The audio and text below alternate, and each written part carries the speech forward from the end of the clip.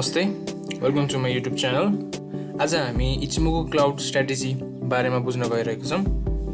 One of the best र one of the most preferred strategies by the traders.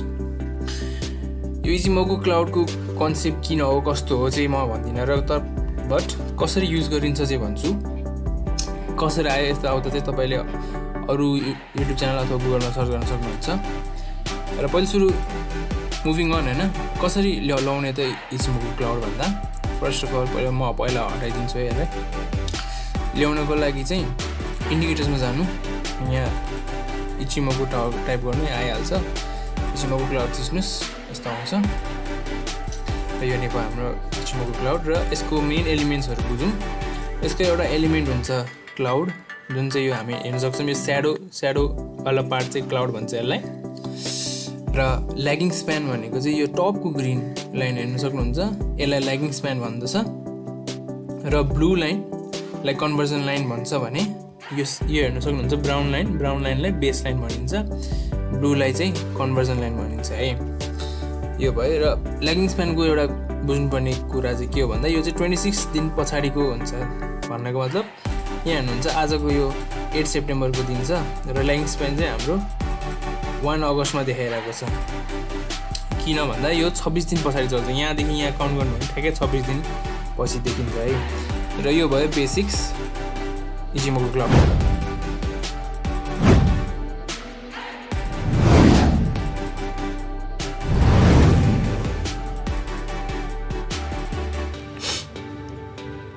Criteria number 1 हाम्रो by के हो भन्दा हाम्रो कन्भर्जन लाइन जुन छ ब्लू लाइन, त्यसले बेस लाइनलाई तलबाट काटेको हुनुपर्छ। जस्तै कि हेर्न सक्छौँ यो एरिया अनि यो एरिया, जब ब्लू लाइनले ब्राउन लाइनलाई तलबाट माथि काट्छ त्यो बाई सिग्नल हुन्छ। र त्यो त्यतिमै हेर्दैमा नकिन अरू थप पनि कुरा हेर्नुपर्छ।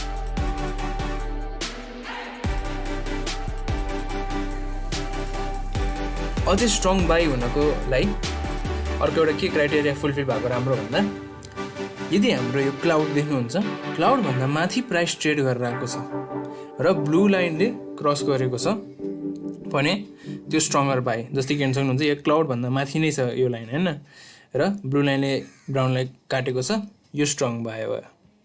जस क्लाउडभन्दा माथि प्राइस ट्रेड छ र काटेको पनि माथि नै छ ब्लू लाइनले ब्राउन लाइनलाई भने यो एउटा अझै स्ट्रङ बाई हुनसक्छ इचिमोकुको। अर्को भनेको ल्यागिङ स्प्यान प्राइस भएन, मुनि जानु भएन। यहाँ हेर्न सक्छौँ यो हाम्रो ल्यागिङ स्प्यान र यो 26 दिन अगाडिको हुन्छ मैले भनिहालेँ। र यहाँ हेर्न सक्नुहुन्छ यो दिन र यो दिनको प्राइस, यो चाहिँ यो प्राइस जानु भएन, मुनि जानु भएन। अब हामी लागौँ एक्जाम्पलहरूतिर र कस्तो मजाले इचिमोकु क्लाउडले राम्रो ट्रेड दिन्छ त्यो हेर्न। ठ्याक्कै हामी हेरौँ फर्स्टमा हिमालयन जेनरल इन्सुरेन्समा। ठ्याक्कै यसले कति बेला भन्दा यता हेर्न सक्नुहुन्छ यहाँ ठ्याक्कै ब्लू लाइनले ब्राउन लाइनलाई क्रस ओभर गरिदिएको छ है। र क्लाउड पनि माथि छ र ल्यागिङ स्प्यान पनि हाम्रो प्राइसभन्दा माथि नै छ, द्याट इज प्राइसभन्दा तल छैन। यो criteria brown line cross the brown line match गर्यो, lagging span should not be below match गर्यो, price should be above the cloud नै छ। सो हाम्रो एन्ट्री यो ठुलो क्यान्डलमा यो भयो। यो एउटा एक्जाम्पल भइहाल्यो। अर्को एक्जाम्पल हामी जिपी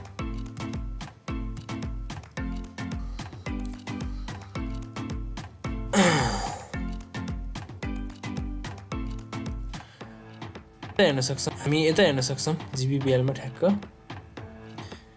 यो दिन हेर्नुहोस् त।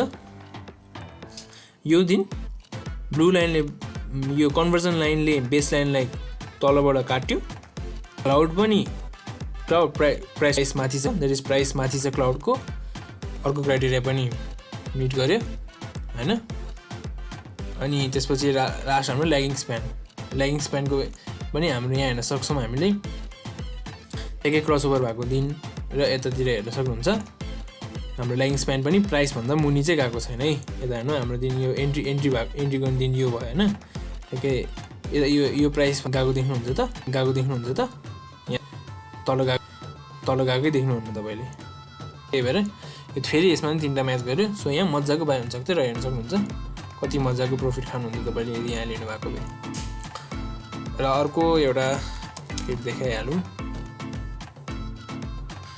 मुक्तिनाथ विकास बैंक यता पनि अघि जस्तै हेर्नु यहाँ पोइन्ट एउटा ब्लूले ब्राउनलाई माथि काटेको छ सो एन्ट्री हाम्रो यहाँ हुने भयो यो दिनको क्यान्डलमा एन्ट्री हुने भयो क्लाउड पनि तलै छ प्राइसको र ल्यागिङ स्प्यान पनि प्राइसभन्दा मुनि गएको छैन र हाम्रो सबै क्राइटेरिया जे हुनु पर्थ्यो त्यो प्राइस पनि above the cloud lagging span should not be below the price ठिक छ blue line should cross the brown line from the down छट्टा काटेको हुन्छ त्यही भएर यो राम्रो ट्रेड पनि हामीले देख्न सक्छौँ हो यस्तो बेला चाहिँ नकिन्ने भन्ने नै एडभाइस गर्छु यता पनि हेर्न सक्नुहुन्छ ठ्याक्कै क्रसओभर त भएको छ तर क्लाउडनिर भएको छ क्या यस्तो बेला चाहिँ क्लाउड भित्र नि क्रसओभर हुन्छ यहाँ हेर्न सक्नुहुन्छ यो ब्लूले मजाले काटेको छ यस्तोतिर चाहिँ बाई गर्न एकुरेसी चाहिँ त्यति राम्रो हुँदैन जति चाहिँ क्लाउड माथिको जब प्राइस चलिरहेको हुन्छ त्यति बेलाको एकुरेसी राम्रो हुन्छ बाई नै होइन चाहिँ भन्दिनँ तर यदि क्लाउड माथि प्राइस ट्रेड गरेर छ र त्यति बेला क्रसओभर हुन्छ भने चाहिँ मोर एकुरेट हुन जान्छ यो इचिमोकु क्लाउड र आजको लागि यति नै थियो आशा गर्छु केही नलेज मैले सेयर गर्न सकेँ र केही क्वेरी छ भने कमेन्टमा जरुर लेख्नु होला so thank you very much for watching this video thank you